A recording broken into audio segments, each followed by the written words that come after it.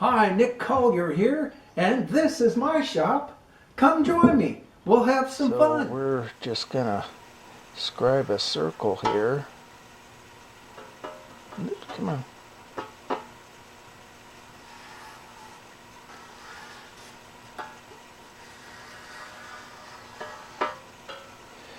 There we go.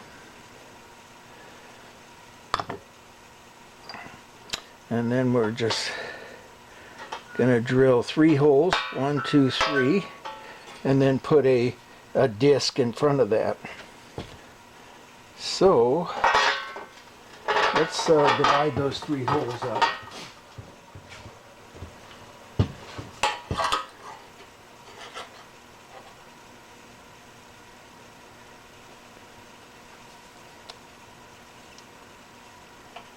$120, somewhere in that general vicinity, and once again $120.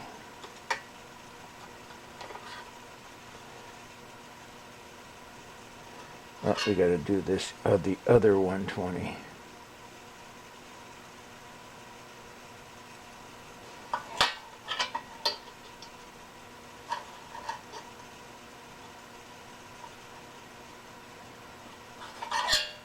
That looks pretty good. 1, 2, 3.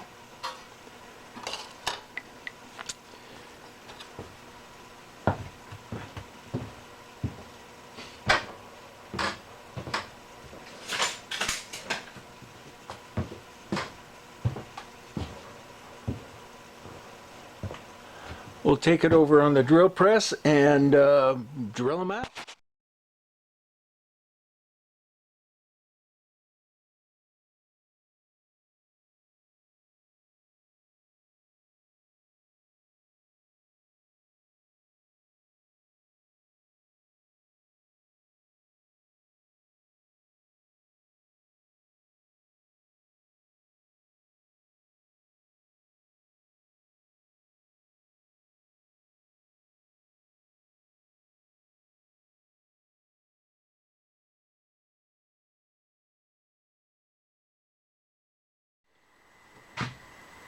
All right, well, we've got a nut and our bolt, and we're gonna just kind of jam the nut up against the plate.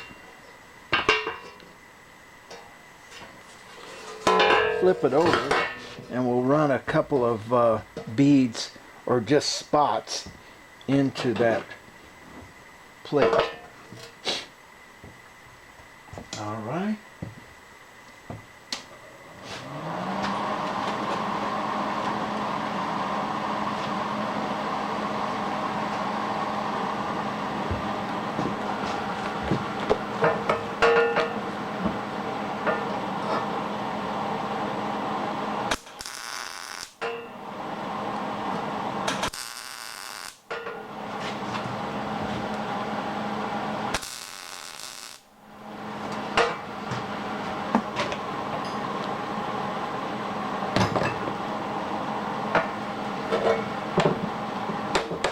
Well, there's a couple of welds that I'm a little short of here, so I'm going to go ahead and weld those in.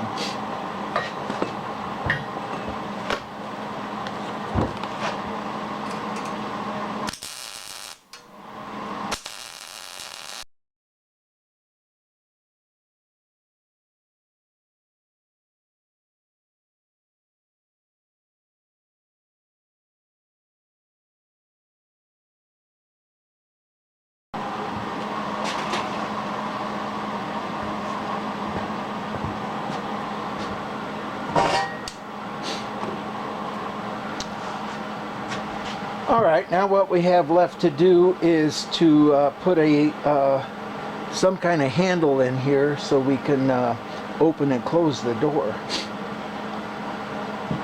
And I think the best thing to do is put the door back on. Oh yeah, we need the hinge. But a hole for the hinge would probably be appropriate at this point.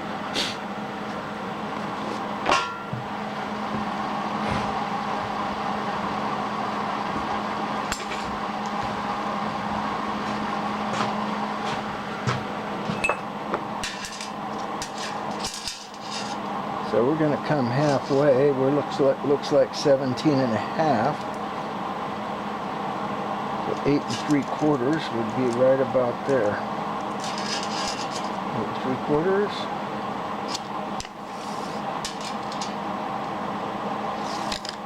Somewhere very close.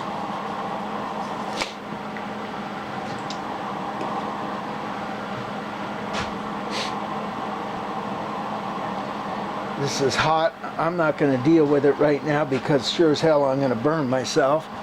So I will be back. Okay, we got our holes drilled. We've got our center hole punched and nut welded behind it. We put the handle in. We haven't got the hinge on quite yet, so it's just sitting here.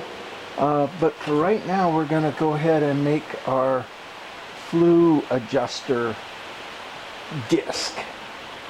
So we're going to cut that out, and we'll go over here to do it. All right, so I think first thing we'll do is just cut the square out.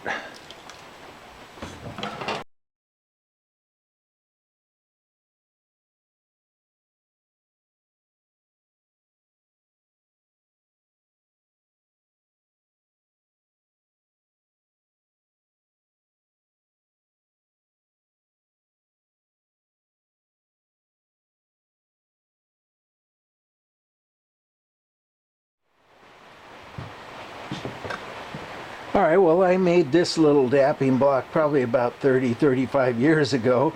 Used it a lot in my jewelry business, and then since I retired from that, I haven't used it much.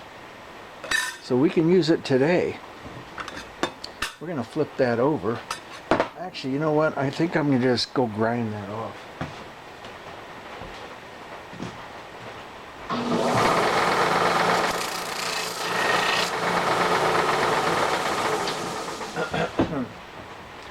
Much better. And then I used to make these for the jewelry industry, and this is the last one.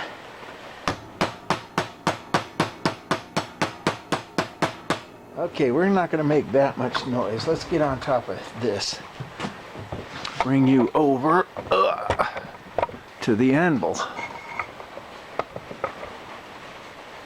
There we go.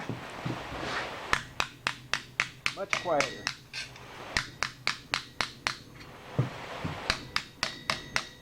And you can tell 22 gauge brass is pretty flexible stuff.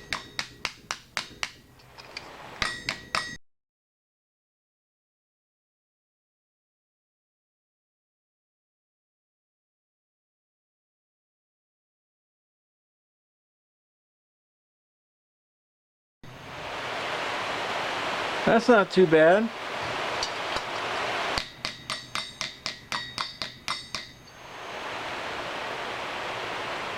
I'd say that's going to just about do it.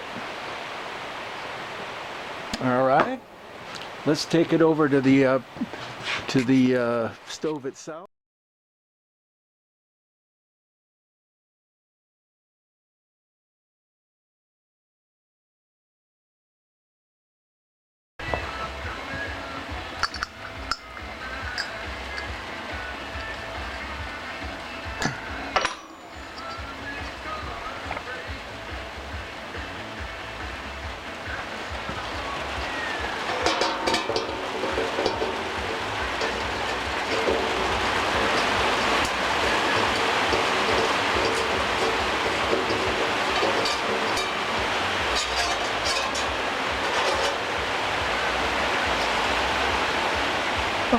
Okay, there's our adjustment.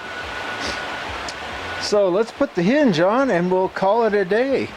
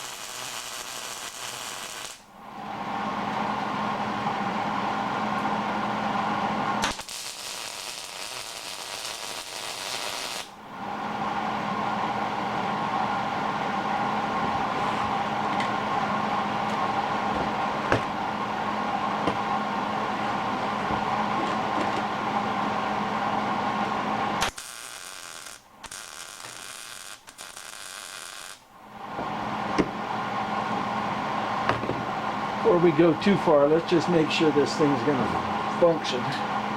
Looking good, I'm thinking.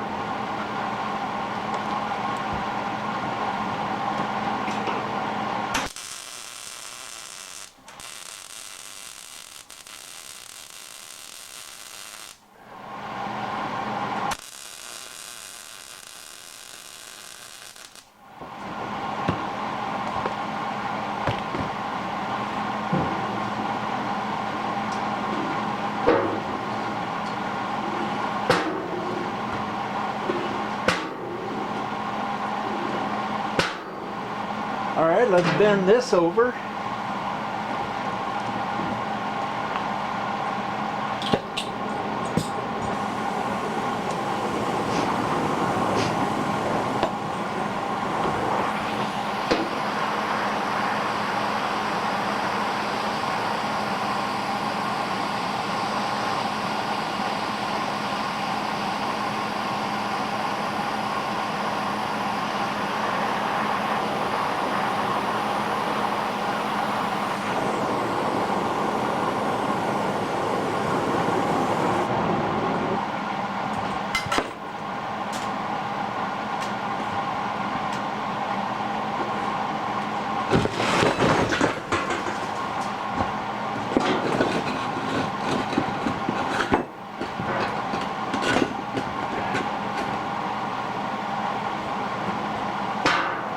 And I want to get that weld centered up a bit.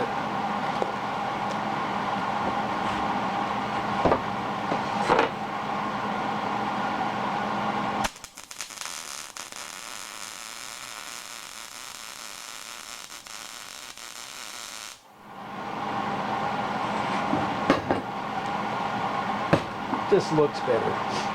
Okay, so there's our door. Closing pretty well, opening very well. Now what we need to do is set the lock for it. We don't need the lock that way because that's pretty good. But what I need is, and I better get something to bend it with first. Use that.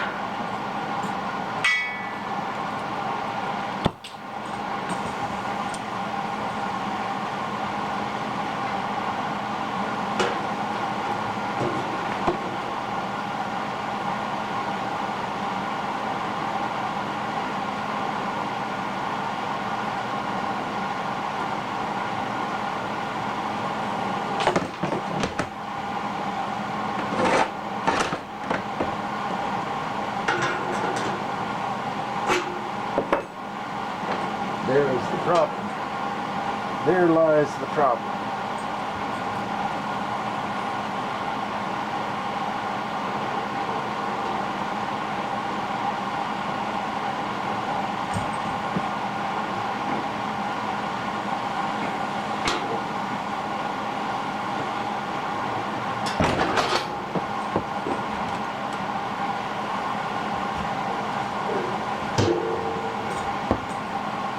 That's kind of wide open.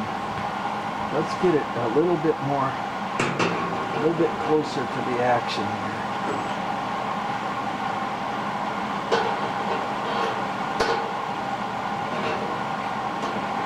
Okay, something like that.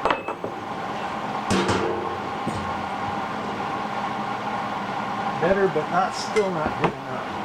We're going to just heat it up right here. Bend it.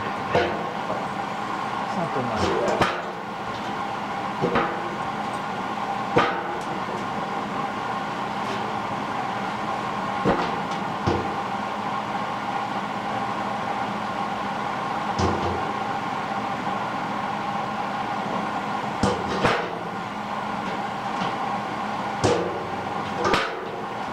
I'd say that's good. I don't mind the handle being off a little bit. Actually, no, the handle's fine. Okay.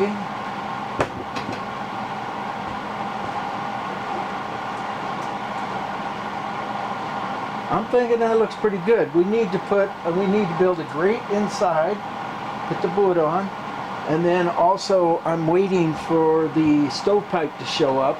I've got about, I don't know, 12, 14 feet of 6-inch stovepipe on its way. I think it's stuck in North Carolina at the moment, but it'll be here. And as soon as we do that, then we're going to, and I'm going to rotate you around here. Where's the old wood stove? It's somewhere. Where'd it go? Right there. That's coming out, but not the stand. The stand's staying where it's at.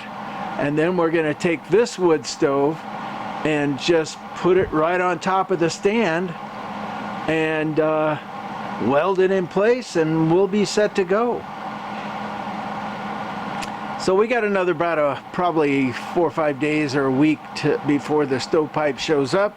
Then we've got to install it and get things pretty well set up and ready to go. Well, hell's bells, this is a very exciting moment for me. This is about 1.5 years in the making. My Star Wars or Darth Vader wood stove is finished and complete. And of course I got so excited about finishing it that I forgot to turn the camera on. But you got it at this point, and we put a 6-inch stovepipe in rather than the 4-inch from the other stove. Give us a little bit more movement as far as air is concerned, and we're gonna fire this baby up. Okay, open the door, light a match. If we can get a match to light. There you go.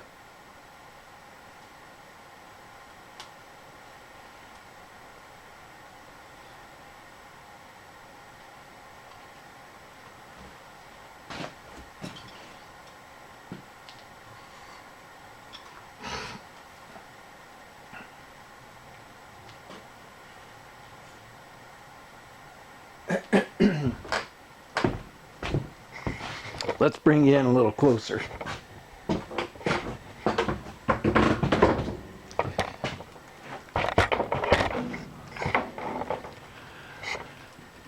Now, if you look, we're going to follow the stovepipe all the way up to the roof, and it goes up a ways through the skylight and out, and that's a pretty good deal. Notice the fan right there, and as soon as this thing gets warmed up a little bit, I'll kick the fan on and it will circulate the air enough. Now, I don't have the water jackets hooked up or anything like that, but you know, I got a fire, and that's pretty exciting. Now we're going to have to come up with some more pieces of wood here.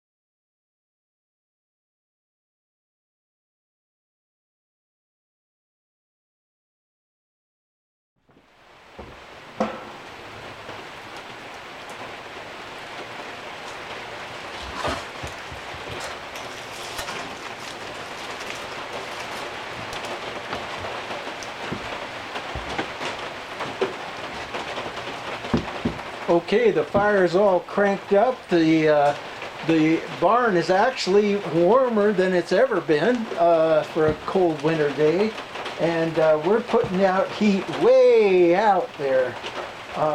So the stove is working great, and I did a couple of grindings here, put my name in it, and it's starting to turn blue. Let me pull you in close here and you can see it.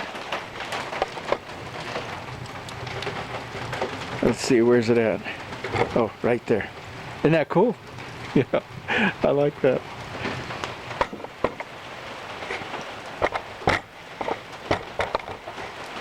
So anyhow, we're happy. This is going to work out really well. So close the door back up, and it just sits here and cooks and puts out heat. This is the end of this project. Well, at some point or another, we're going to hook up the radiant heat in the floor, but you know, that's going to be a bit down the road. Right now, we're done with this project. This is Nick Collier checking out. Okay, well, Nick Collier here, and it looks like I'm getting to the hooking up the water system in this stove long before I was thinking I would do it. It's right after the first of the year. There's always a bit of a lag at this time of year, and I've got nothing walking in the door, so hey, I get to work on the wood stove. Get to work on getting myself warmer. And this stove really does it. I mean, it cranks. So I'm really excited about getting the water hooked up. I got the first set of lines in without turning the camera on, of course. Now the camera's on, so we're going to do the second set of lines. I got them all organized. You know, it's like a hodgepodge sort of mess here, but you know, it works, and that's all that counts. But everything is loose. So we're going to take it back apart, and we've got to put pipe joint compound on everything, and then put it back together.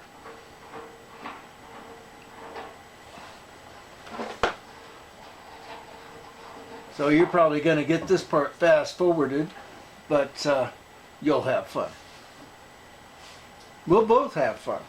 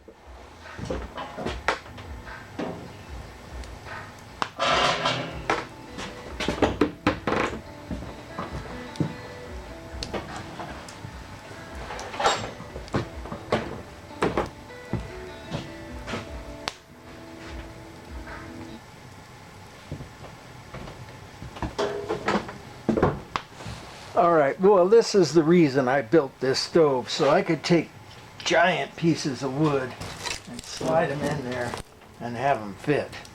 And this thing's just putting out the heat. I mean, it's hotter than I can deal with all the way out to about here. Well, first, as you remember, there's all of those heat exchangers that run the entire interior of the wood stove. And the water is running through them right at the moment. We're going to go to the back of the stove and show you. First, we got to close the door because this fire is going to crank up a little too much.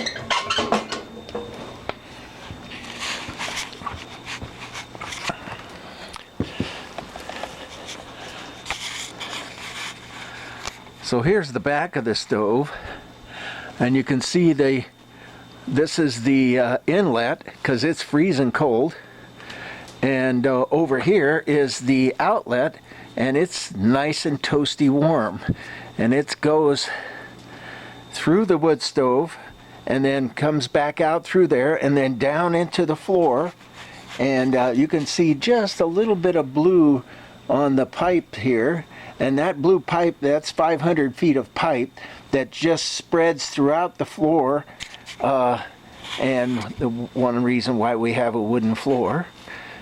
And better yet, you can see it over here, and we'll move over to here.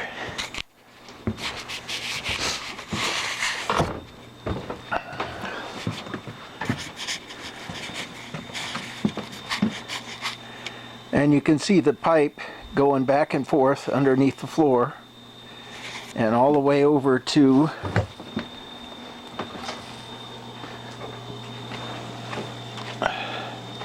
the pump. And I swear I have put 5 pumps in here, and not one of them worked. Well, you know, I got a couple of ones that worked a little bit, and then you know, everything got screwed up. And I must have been fighting with this thing for, oh, I don't know, as I said, 2 weeks. But just today, what I did, with the last ditch effort, Robert, my neighbor, said, hey, well, why don't you just switch the pipes? See what happens. I switched the pipes, and damn, that thing worked. I mean, I switched this pipe over to there and that pipe over to here, and it works. For some reason, it doesn't like going the other direction. So now we've got, let's see what we've got. We've got nice warm pipes happening, and that's going to go throughout the floor, and at some point or another, it's going to come in here warm, and actually it is kind of warm. Okay, then it comes up to, because I was concerned with building up pressure, so I brought the 2 pipes, we'll come in on this side, so I brought the 2 pipes up into this little tank, and so the tank is pressure free. And we're gonna come up to the top here, and you can see there's an opening right here, so no pressure can build up, and this is where I fill the tank when the time comes. And I don't know if you can see inside of there or not, but down inside of there is a bunch of swirling water, and this entire tank is hot. So I'm guessing we give it another half hour or so, and this shop is going to start to get warmer. So, success, finally. We've got a warming shop, and this is fun. I'm excited. We'll be back.